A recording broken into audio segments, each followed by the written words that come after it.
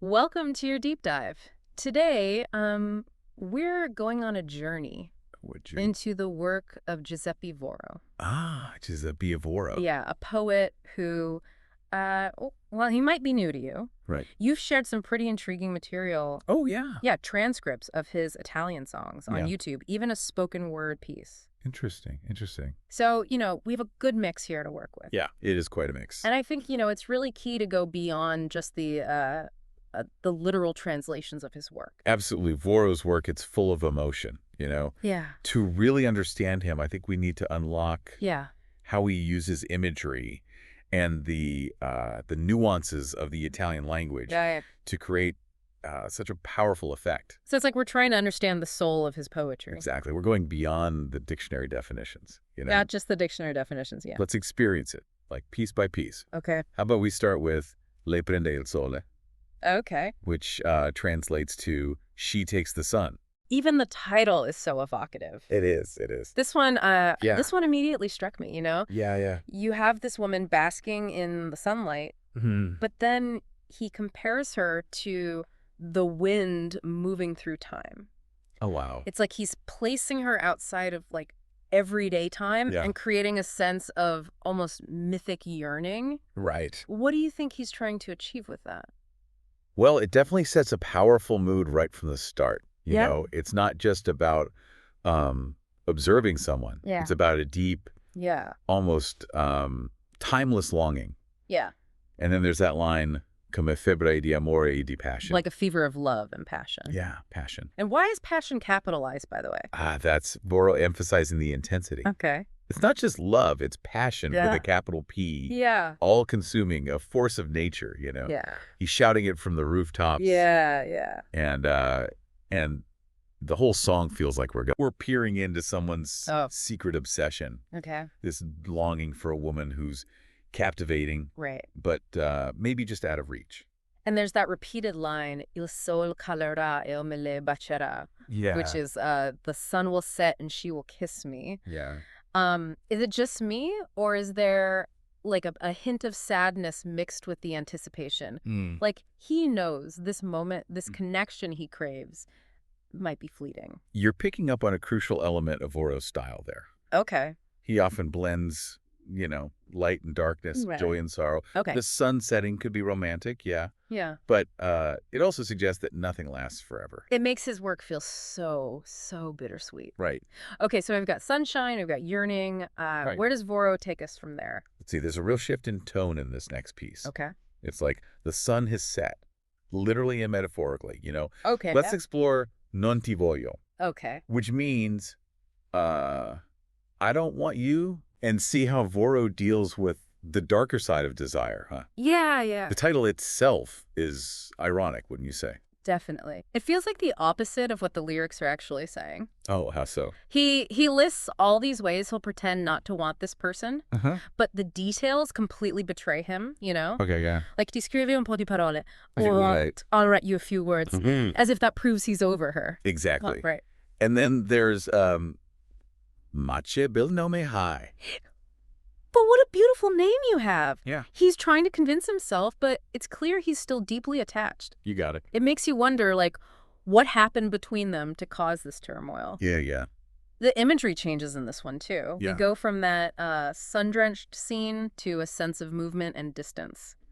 He sings about her walking away, Okay. her braid dancing on her neck. Camini e la tua coda balla sulla tua nuca. Oh, right. It's so vivid. It's a powerful image of separation. She's physically moving away, and perhaps emotionally too. Yeah. And he's left behind, Right. struggling to cope with that loss.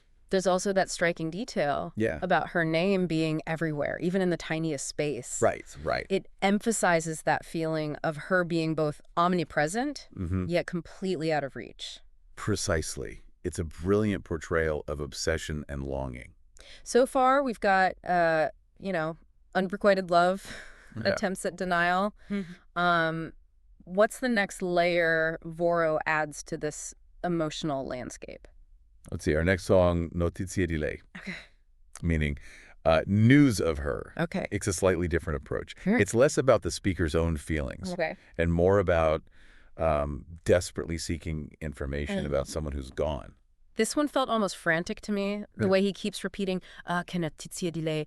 What news of her? Yes. It creates this sense of urgency, almost like an obsession. It's as if he's clinging to any scrap of information he can get. Yeah, yeah. And what's interesting is how he describes her now. You know, Yeah.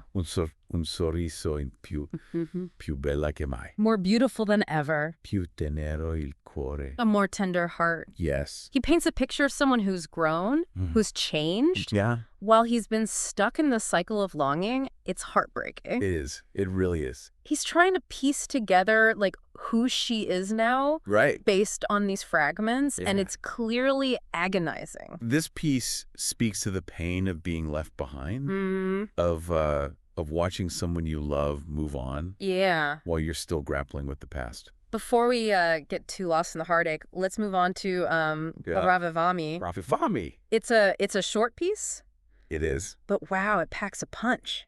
It does. This one's mostly in English too, right? It is. It is. Let's give it a listen. You can almost feel the desperation in his voice, can't you? It's like a primal scream, a desperate plea for something to revive him, to bring him back to life. The repetition of "oh" adds to that sense of urgency, like he's overwhelmed by emotion. It's such a stark contrast to the the more narrative style of his other songs. Right, okay. It's like we're seeing a different side of him here, something stripped bare and vulnerable. So far, we've gone from sunshine to longing to loss to this raw cry for help. Where does Voro take us next? To a place of action, of trying to escape, I'd say. Okay. Rigenerazione, meaning regeneration, Okay. features someone literally running, attempting to outrun their thoughts. This one felt physically exhausting just listening to it. He uses such visceral language to describe both physical and mental exhaustion. Camminando senza respiro, come un sacco cadere, walking without breath, falling like a sack. You really feel the desperation in those lines. Yeah. Like he's pushing himself to the limit, trying to outrun the pain. But then there's a sudden shift. He imagines this girl, this fleeting moment of peace, a chance per chiudere un attimo gli occhi e volare. To close my eyes for a moment and fly. It's like a brief respite from the turmoil. A glimpse of hope amidst the darkness. Exactly. The song becomes about clinging to love as a way to remake himself. Oh. There's that powerful line, prendiamo un'ora di rivincita sulla vita.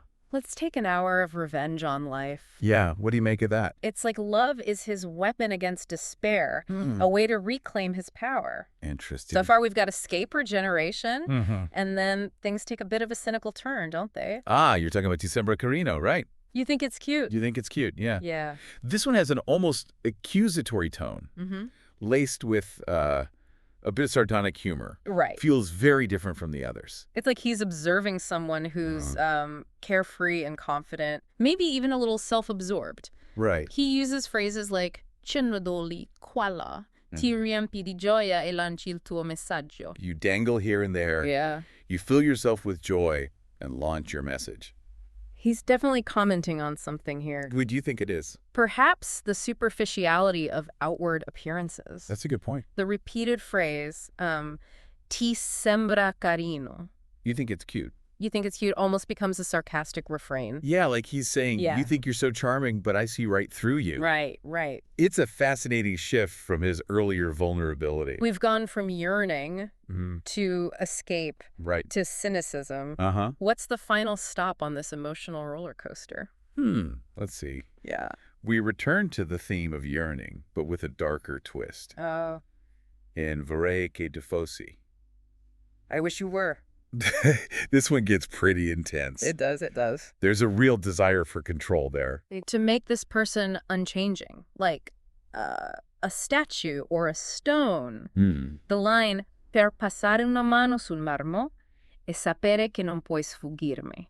Yes. To run a hand over the marble and know you cannot escape me. Powerful imagery. It's particularly chilling. It's a complex mix of emotions there, isn't it? He wants to possess, to freeze this person in time. Right. There's also a yearning for simplicity there. Okay. Wishing his loved one could be like the sky, you know? Right. Vast and encompassing. But even the sky changes. That's true. Right. Clouds come and go, stars shift. It's a beautiful image. Yeah. But also tinged with sadness because even the sky changes. Nothing truly stays the same. Yeah. And I think that impermanence is what makes Voro's love poem so bittersweet. It does, it does. He's celebrating these moments of intense passion, right, knowing they won't last. That's a poignant observation about the nature of love and time. And ultimately, he seems to accept that reality. Yes. Acknowledging that even suffering is preferable to not having this person in his life at all. It's a haunting ending to a very emotionally charged piece. Okay, we've covered a lot of ground with Voro songs. We have. But we still have one last piece to explore. Oh, right. Carmena Domini Completa MST1. Right, yes. It's not another song, though, is it? No, this one's quite different. Yeah? It's more like a spoken word poem. Okay. With a very raw and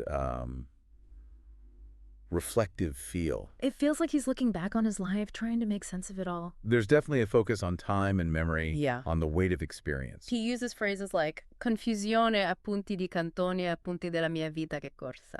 Confusion, notes from corners, points of my life. What a race. And quanti spagli, and tutti pagati. So many mistakes. Yeah. And all paid for, yes. It evokes a sense of both weariness and determination, wouldn't you say? Absolutely. He's lived intensely, made mistakes, yeah. But there's a sense of acceptance and a desire to keep moving forward. It's a powerful meditation on a life lived to the fullest. Yeah. With all its complexities. And it ends on a note of questioning, looking towards the future, but also clinging to the past.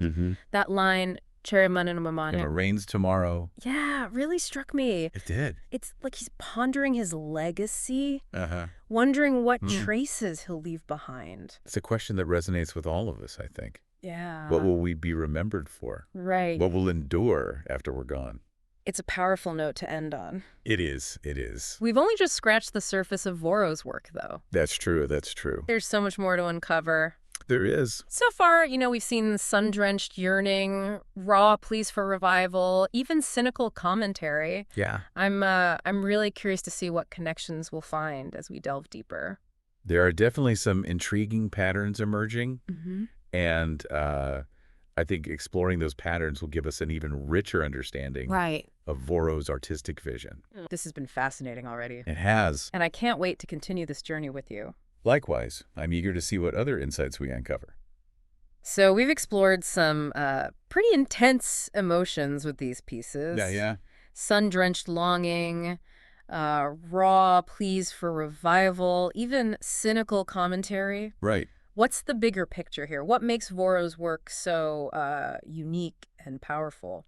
One thing that really fascinates me is how he balances those extremes you mentioned. Yeah. Like there's this constant interplay between light and darkness, desire and loss. Right. He places these, fleeting, intense moments against this backdrop of time's vastness. Yeah. It's not just about romantic love. It's a reflection on the human condition itself.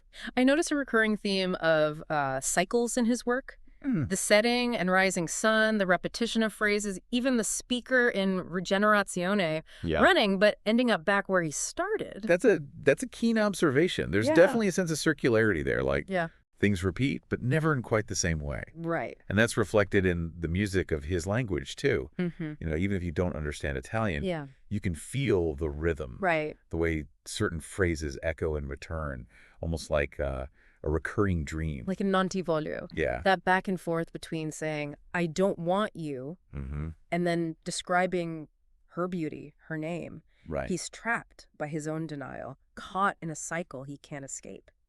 And that struggle resonates with so many of us, don't you think? Yeah. That push and pull between what we think we should feel and what our hearts truly desire. Right. Voro doesn't shy away from that vulnerability. Yeah. It's what makes his work so relatable. Even when he's being cynical, like in Ti Sembra Carino, there's a sadness underneath it. It makes me wonder if he wishes he could be that carefree, unburdened by such deep emotions. Or maybe it's more about how we present ourselves to the world versus what's happening inside. That's a really interesting point. Yeah. The tension between appearance and reality is definitely something he explores throughout his work. It's as if he's peeling back the layers, revealing the complexities beneath the surface. Voro's fixation on time is another thing that struck me. Oh, how so? It's woven throughout these pieces. Well, if we consider that in the context of his other themes, I think it speaks to a sense of urgency. Okay. And awareness of how fleeting life is. Right. You know, he's grappling with memory, with loss, with the desire to hold on to things even as they slip away. That reminds me of the detail in Notizie di lei about her smile being brighter now. Yeah. He's clinging to these fragments of the past. Right. Even though she's clearly moved on. It's almost as if he's trying to capture those moments in amber, you know, preserving them through his words. Interesting.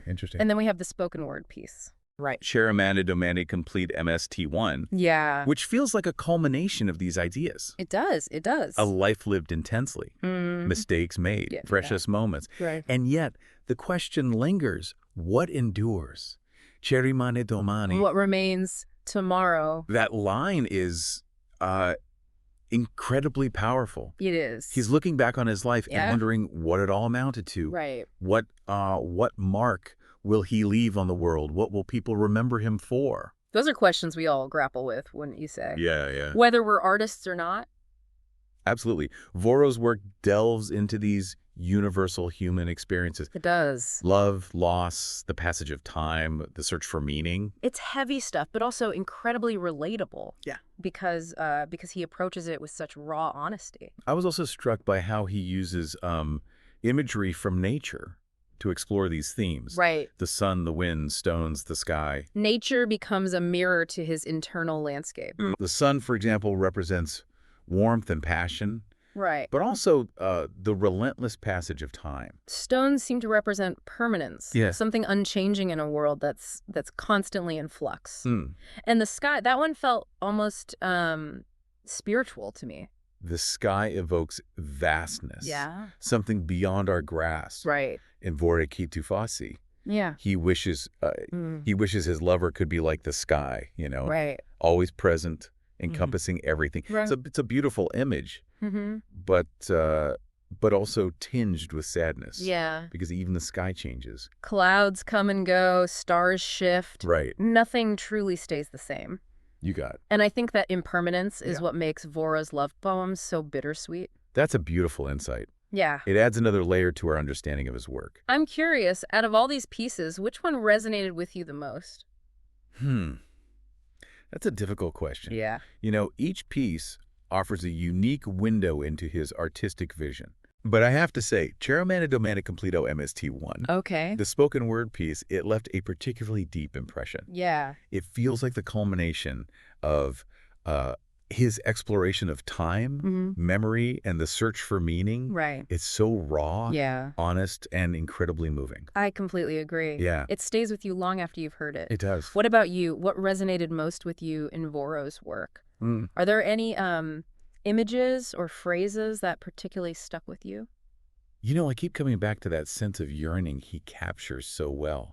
That longing for connection, you know, for something that might always be just out of reach. Right. It's something I think we can all relate to on some level. For me, it's the awareness of time slipping away, the desire to hold on to precious moments knowing they can't last forever. Right. Voro expresses that so poignantly. That's the power of art, isn't it? Yeah. It connects us to these universal human experiences. Right. It makes us feel less alone. We've talked about the themes and the imagery, but what about Voro's style? Oh, yes. What makes his work stand out in the world of poetry and music? Okay. His use of repetition is something that really stood out to me. Oh, yeah. It's not just about emphasizing a point, right, but about creating a rhythm, almost like a hypnotic effect, like a mantra, or a prayer. Right. It amplifies the emotional intensity of his words. And he's also a master of contrast. Oh, how so? Juxtaposing, light and dark, joy and sorrow. Okay. Creates a texture that's both beautiful and unsettling. Interesting. His language is so visceral too. It is, yeah. You can almost feel the sun on your skin in Le prende il sole, the wind in your hair in Non ti voglio. Right. The desperation in his voice when he pleads ravvivami. It's like he's pulling you into the experience. Yeah. with all five senses. He's a master of using sensory language to create an immersive experience for the listener. He's not just telling you a story. Right. He's making you feel it. And what's remarkable is that he does it all with such an economy of words. Right. Some of his pieces are incredibly short, yet they pack such an emotional punch. It's like he's distilled these complex emotions down to their purest essence. That's the mark of a true artist, wouldn't you say? Yeah. To be able to convey so much with so little. So as we move towards wrapping up our deep dive into Voro's work, what key takeaways do we want our listener to walk away with? But let's see. I think it's important to appreciate Voro's work on multiple levels. There's the beauty of the language, the imagery, the musicality, but there's also this incredible emotional depth. Yeah. The exploration of these universal themes that resonate with us all. It's like you can enjoy it on a surface level, but the more you delve into it, the richer it becomes. Exactly. You know. And ultimately, I think Voro's work is an invitation. An invitation to feel deeply, to embrace the complexities of life, and to find beauty even in the darkest of places. That's a beautiful way to put it. Yeah. It's an invitation to connect with the raw, honest truth of our shared human experience. But there's one more thing I'm curious about. Yeah. We've focused on the emotional and thematic aspects of Voro's work. Right. But what about his legacy? Where does he fit within the broader context of Italian poetry and music? Okay. How has his work been received? And what impact has it had? That's a great question. I have to admit, I'm not as familiar with the Italian poetry scene. Right. Where does Voro fit in with all of that?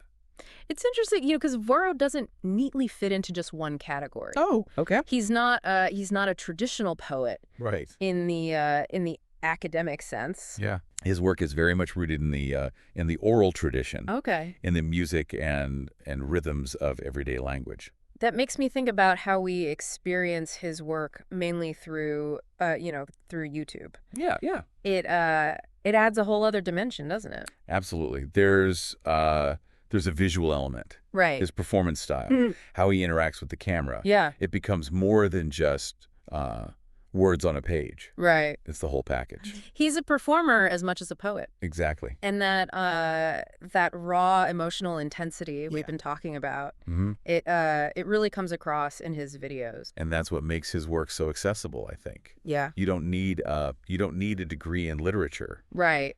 To connect with the power of his words, the way he captures these universal human experiences. He's speaking directly to the heart, bypassing all the intellectual barriers. Exactly. And that seems to be resonating with a lot of people, especially younger generations, who are drawn to authenticity. Right. To art that feels real and relatable.